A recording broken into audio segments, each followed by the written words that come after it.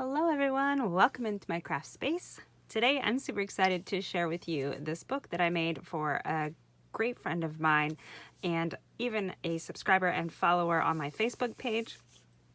It's none other than the owner of our favorite local diner. His name is Steve and the diner's name is the Lunchbox Diner. If you're ever in Mount Vernon, Washington, you'll probably find me there. If you're looking for some great home cooking, like some diner eats, it is a great low-key place to go. Low-key meaning just very casual, fun. They make you feel like you're at home there, and we just love it. Now, Steve just had a birthday, and I'm not quite in time for his birthday, but he did mention a while before his birthday that he would love to have a book where he could track what days he made what soups and what the specials were, and maybe even track some desserts that they make and sell in the diner. So I thought, what better of a great birthday gift than to gift him a book that will do hopefully just what he needs it to do. And I tried to keep it fairly clean and simple because it's going to be behind the counter in a diner. And probably more than just Steve will be writing in there, I don't know. And I also asked him what his favorite color was, and he said he liked all colors. So I tried to do a little bit of that and a little bit of this and put in all the things that he would like and still give it that good diner vibe. So with all that said, let's get into it. This was a Vintage Reader's Digest book that I have turned into this wonderful junk journal. I absolutely am so happy with how it turned out. It did give me a little bit of a struggle, but we made it work. This is a napkin that's been decoupaged on the front and some fun paper ruffle that I made out of some packaging paper. Some denim-like looking fabric here on the spine, because the diner is kind of a casual place to eat and hang out, and my husband and I just absolutely love it. My grandbaby loves it. It is wonderful. Got some cute little charms here on the spine hanging off with a bulb pin. Now this is a slipped spine, how it is, the pages are in, so it's a no-sew journal, which is a really fun way to put pages into a book. And I did it that way on purpose because I wanted them to be able to change out the ledger pages, and you'll see those in just a second. So this is the back. Again, just kind of simple and easy to have around the diner atmosphere. It has 3 signatures in here, and again, it's a slipped spine, so a no-sew journal. And it has a hitch post holding it closed with an elastic there, and I just love that. So it has room to grow if they just want to slip more pictures or pages in here, recipes, whatever they want to do. There's a room for a little bit of everything. So let's open it up. On the inside, I did use CKU paper, and they have some really fun cooking and farm-like papers that just had lots and lots of fun colors. So here is a little pocket. I do need to slip something in there, maybe a little note card or something. This is a picture of the diner, so it's called the Lunchbox Diner. Absolutely love it. This is also a pocket, so I need to put a little tag or something in there. It says Great Eats right there. We've got a tab for the soups. And again, these papers are so great. It says, welcome to my country kitchen. Follow my simple rules and we will all be happy. If you empty it, fill it. If you open it, close it. If you dirty it, clean it up. If you cook it, share it. Now dig in and enjoy your company. And they are great company at this diner, so we really enjoy hanging out there.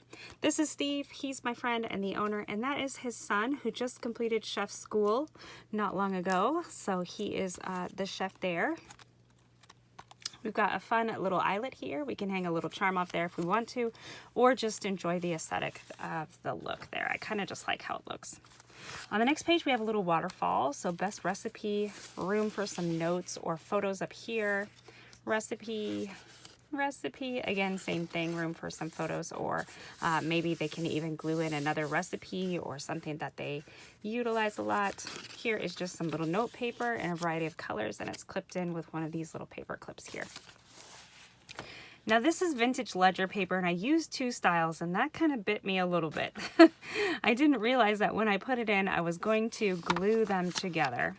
And in gluing them together, it was a little bit difficult because I wanted these tabs in there, and I wanted the tabs in a rainbow kind of order and a variety of colors, but I also wanted them to be able to track some things, and I wanted 31 days on 31 lines on each paper so that they could track 31 days in a month if that month has 31 days.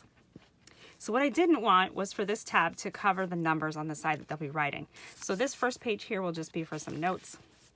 On the back page here will be where they start their month or their writing or whatever. Then we have a blank paper for some notes. And I was thinking about writing notes or stamping notes, but then I just decided to leave it and they can fill in whatever it is that they would like to do. And so again, it continues going. But where I used the different ledger papers, and also what I didn't account for is when I got to the center of the signature, the pages would change direction. So here we go, just like this. So now we have numbers and numbers, and then our notes are on the back. So if you make a book like this and you really want to use the tracking of the numbers, be warned of that. But anyways, I think it's a really great way to track everything. And then once they get done with this, they could take these out because it's a slipped spine. So they could just take these pages out and add some new papers in. And I think that would be really awesome for them to be able to continue using the book cover and all the other pages. Just put in some index cards instead of tags. I thought these would be a little more useful for them and maybe a little more practical. So this one is a double pocket. You can see it back here. And then it has eat. This was printed on the paper. I absolutely loved this paper. Cook. And again, another card. This is a little pocket, so they can tuck some more note cards in there. This one says the daily grind. I love that. A little clip here so they can, again, clip in some little notes or photos, more photos. And the same thing back here. So that is the end of the first signature. And that one was for soups, so I thought this paper was just perfect. It's got all the little vegetables and pots and even some lemons there. So yeah, all the things. This one says delicious, and it's just for the specials. This is not a pocket, but I thought they could maybe put another photo up here, kind of like we did at the very beginning here. And so this is for tracking their specials that can track how well they were sold, what the special was, what the price was, that kind of thing. There is a photo of Nathan, and it says chef. And it says secret recipe, which I think is really cute and fun. A little Brad there. Again, a little recipe card, recipe notes. This is part of their team, not the whole team, but part of them. And this was on Halloween, so they're all dressed up fun. So there's Steve and Nathan and Aiden, Wendy and Cassidy. And then this is, again, so they can track the same way as the first signature. So we'll just kind of skip through there. More tabs. And again, where I mixed up the ledger paper, it did create some issues. So this page wound up being a little shorter than that page, but the tabs are still there, the tracking's still there, and then they could even write some little notes right there in the margin. This is some more of the guys. Steven, he works there sometimes. This is Gavin and Oli, and this is Steve, and then Nathan in the background. So some of our favorite guys right there. And what's really funny about this guy here is it took me a little while of hanging out at the diner to realize I actually knew him when he was a little boy. He went to the same preschool as my youngest daughter. So how fun is that to see him all grown up and working as a young adult. How cute. Makes me feel a little old, but so fun. So we got some whisks and some kitchen goodies here. And then that is the end of the second signature. So again, room for some pictures here. I didn't have a picture of Steve's wife, Stacy. She does most of their baking, so maybe she can put a photo of herself here, or maybe of some of the yummy treats that they cook. For my birthday, Steve actually had a brownie with ice cream and a candle. If I remember, I'll put a photo of that here. It was so sweet and very much appreciated. So those are some of the tasty treats that they make in there. I did share mine with my husband, and it was so good. It was a peanut butter brownie with vanilla ice cream. Oh, so good. All right, so in here again, we've got another waterfall, room for them to put some, oops, we gotta put some extra glue there. Room for them to put some recipes here, and a few other photos if they want to. Wendy and Cassidy, so fun. And then it has pies on here, and I even heard they're going to be doing Pie Day for March 14th, 3.14. They're going to serve shepherd's pie and all kinds of tasty pies. So how fun is that? They're always doing something fun, and I just love it. So again, we have this wonderful area for them to track with all of our colorful tabs. And there is Wendy with my little grandbaby. when we go in there with my grandbaby, Steve was the first one to serve her a pickle and a lemon slice, and she absolutely loves both. Pickles are especially her favorite thing. And then Wendy just scoops her up and takes her all around, and she gets to see all the diner behind the scenes things. So you can see it says my favorites and then sugar and spice.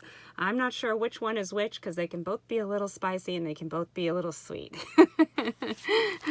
And then here's some measuring equivalents, something useful on the back of that little tag there. This came in the paper collection. I thought it was absolutely wonderful. Just gives them a little place to have a little cheat sheet if they need it. A little baking date sticker I thought was really cute. Another place to clip some notes or another photo or something like that. Place to scoop in, again, some notes and maybe some extra recipe cards.